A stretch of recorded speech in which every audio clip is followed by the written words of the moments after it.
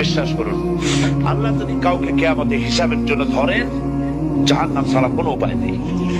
হিসাবের জন্য যদি আল্লাহ তার কোনো বান্দাকে ধরেন, জাহান্নাম ছাড়া কোনো উপায় নেই। সেই জন্য আল্লাহর কাছে এই দোয়া করতে হবে, আল্লাহ পাক তুমি আমার হিসাব নিবা না, আমাকে ক্ষমা করে দিও।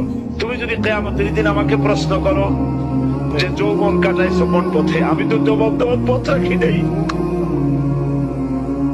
আমি তো আমার যৌবনকে নষ্ট করে ফেলেছি। তুমি যদি প্রশ্ন করো টাকা পয়সা কামাই করেছো কোন পথে, আমি তার জবাব দেওয়ার পথ রাখি নেই। যদি প্রশ্ন করো কোন পথে খরচ করেছো, আমি সেটারও পথ রাখি নেই, নষ্ট করে ফেলেছি। তুমি আমাকে ক্ষমা করে দাও।